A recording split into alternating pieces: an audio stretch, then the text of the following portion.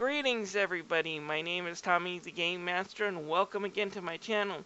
Now last week I saw the release of the Mega Man Legacy Collection 2 on the Steam store and I decided to purchase it. I have always wondered why there is such hatred when it comes to these Legacy collections. Now I know Mega Man has been treated like crap by Capcom before, but for those who are telling me that the Anniversary Collection gave us more bang up front when it comes to what was on its disc, you're kind of right, but you might want to check those copyright dates when it comes to your precious Anniversary Collection. They're from 2004. That's 13 years ago. No current console can run those games, so it's been long enough for Capcom to do another re-release with these Legacy collections and not be milking the cow dry. Well, the first one was all on the NES games, which I didn't pick up specifically because the Anniversary collections run these just fine. Legacy Collection did interest me because the Anniversary Collection kinda screwed up both Mega Man 7 and Mega Man 8. It gutted 7 endings by taking out the pictures and artworks. It might not seem much, but when you considered 7's somewhat dark ending, not having Mega Man walk away from Wily's tower looking both determined and horrified ruins a lot of the impact of that ending. Mega Man 8 had some severe audio problems on the GameCube and a little less on the PS2. In the Xbox version, well, I only played that one on my 360, but to say there's some problems with the backwards compatibility here is an understatement. As far as the other two games on the Anniversary Collection, the Power Battle arcade games, I personally can say I'm not going to miss them. They weren't that fun in my opinion and were pretty much forgettable bonuses. Sure, it was cool to see the original series reference Mega Man Zero from the Mega Man X series, but that was the only good thing about them. That's not saying the collection feels complete, and I'll get to more on the game they are missing later. But let's take a look at the games that are on the collection, and I'll tell you what I think of them. Mega Man 7 was released in the mid-90s on the Super Nintendo. Now this game had to overcome a certain variable problem known as X, or more appropriately, Mega Man X. X went into a darker route with the story and added in a lot of new features. But Capcom still wanted to keep the simpler Mega Man formula and franchise going. Their solution to the problem, next to keeping some of the NES tropes, was to go super size with the sprites to make it look like a bigger version of the NES games. It's an odd look for Mega Man, but the rest of the game just looks beautiful and the HD update does it wonders. This is how a Super Nintendo port should look like. The colors are vibrant and you can just see the backgrounds now and how they just ooze out all this life and color. And this is a good thing as this is one of the better Mega Man games. For the most part.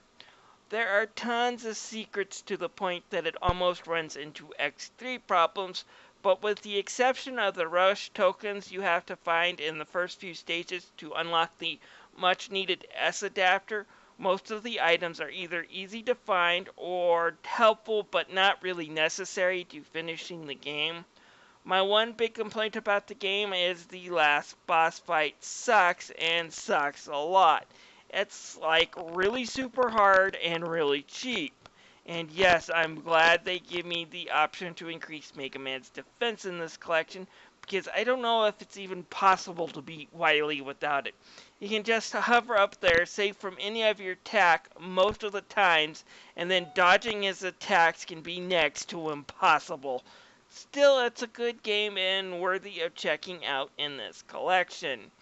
Oh, by the way, I guess the Steam version of this was also licensed by Nintendo. Who knew? Mega Man 8 was released in 1997 on the original PlayStation. Now this game is probably the most unique game in the series, with the way its visuals look and the way the gameplay works. Oh, and let's not forget it's the only game in the original Mega Man series to have fully animated cutscenes and some hilariously bad voice acting.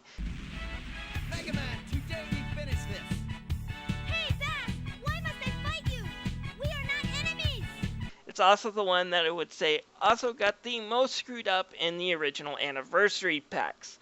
So how did it do this time?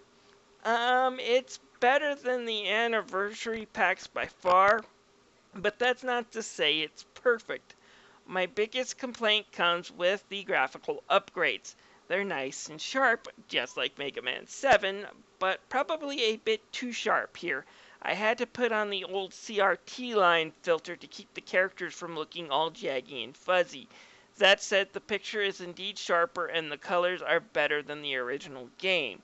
The sound and audio problems have also been fixed, not that you probably noticed in my live streams. Sorry guys, I really do apologize for those technical difficulties. I got a new NVIDIA graphics card lately and I was anxious to try out the software I got with it. And I heard that the software was indeed once good and really reliable, but when they upgraded it last time, they turned it into that hell of a problem, and they still haven't patched it out yet. Hopefully they get it fixed because I like the software. It's way easier to use than my old Bandicam, and if I can't use it because it causes that, it really sucks for me. I'll look for other software options because I do enjoy streaming games from time to time. Anyways, back to Mega Man 8 and the fact that it does indeed experiment with new things, from automatically sliding stages, which can be frustrating, to side-scrolling shooter stages, to some unique power items. I find Mega Man 8 to be one of the more memorable of the Mega Man games, and probably the one that is the most charming. After Mega Man's 8th release, there was another Japanese Famicom game released with him in it, and then the series kinda went dormant as a whole bunch of side series and spin-offs took over. We had Mega Man X, Zero, Battle Network, and even Legends just blowing up all over the place. However, all these series started to peter out about a decade ago, so Capcom and Inti Creates decided to go back to the drawing board and take the Mega Man franchise back to its 8-bit roots and release one of the worst games in the series. Okay, it's not bad enough for me to claim that it doesn't exist, but I can say that it makes the same mistakes as Double Dragon 4, and the thinking that in order to be old school, it has to kick players' heads into the ground. Just not to the same extreme as Double Dragon 4, but to the point that it's no longer enjoyable. And there is some fun in Mega Man 9. It has some good stages, really great music, and some decent design in its enemies and bosses. Although I don't know if I like the idea of them taking out the charge shots and sliding. Those have been in there since Mega Man 3 and 4 after all. But it's also unfortunately ridiculously hard to the point where it goes from hard yet fun to just annoyingly difficult. Just take a look at this area in the stage. Most guys recommend you go through first. Not only do I have to stand on these bubbles, which if I get on the wrong way I get to restart the whole puzzle again, but a little while later I run into this. Just look at this. What do I do that none of these platforms come close enough to make a really good jump, and they have instant kill spikes in the way? Screw this. Yes, I know this game has its fans and defenders, but I got a question to ask all of you. Would this game be any less fun if they knocked down the difficulty just a tad bit? God, this game just feels like a frustrating mess, and I really do hate it. It's one of the worst Mega Man games. That doesn't completely suck. As far as the graphics go in Mega Man 9, the 8-bit games have been done in HD before. They still look pretty decent. You don't really need the HD upgrades as much, but they still look fairly decent, and Capcom did a good job updating these. Just Mega Man 9 still sucks, regardless if you have all the DLC and regardless of the graphical update. It's just mind-numbingly hard, and I really don't like that when classic games try to emulate that old-school hardness to this degree. Fortunately, we do have Mega Man 10 to usher the Mega Man series into the sunset on a relatively high note. Everything I complained about 9, it fixed. There are now multiple difficulty levels, and while the normal mode is still ridiculously hard, it's a lot more fair in its challenge than Mega Man 9 was. And easy mode fixes that, so if I want to play a breezy Mega Man game, I can have that just by selecting easy. It also has multiple characters, and while I haven't played through the game as base yet, I do love Proto Man a lot. He has the classic charge and slide moves for those who enjoyed the later Mega Man games like me. He also has a shield to help deal with the projectiles. However, on the bad side, he's a bit more flimsy and he takes a lot more damage when an enemy scores an attack, but he has just so much firepower, it's just amazing. Again, the games Mega Man 9 and 10 both look great in the HD setups. They were originally released in HD, so I didn't see a lot of improvement, but they still look good. And I had fun with Mega Man 10. I can't say I had fun with Mega Man 9, but I did have fun with Mega Man 10. So what are the extras and menus like? For the most part, they're pretty good and they're way easier than the Anniversary Collection. Even if they're just simple menus, you select a game and then you start it, and then you can toggle some additional options if you want. Once inside the game does provide one helpful option to make these games a tad easier. A quick save feature, sort of. Rather than starting you back to where you hit the save button, it takes you back to the last checkpoints with the amount of health and lives you had when you saved. It's kind of a neat way to make sure you get more lives and continues without the outright cheating that can happen with this type of setup. That said, while 3 out of 4 of these games have their own save files, Mega Man 7 does not, and using the quick save feature that this collection provides for is a bit awkward. Make sure you have a pencil and paper around just in case. Next to that, there is a museum mode with some nice artwork and several challenges that are added in for a nice variety and a little extra flavor.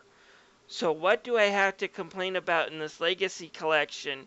Well, for one thing, it's only having 4 games and only 3 of those are really worth playing. Sorry, Mega Man 9.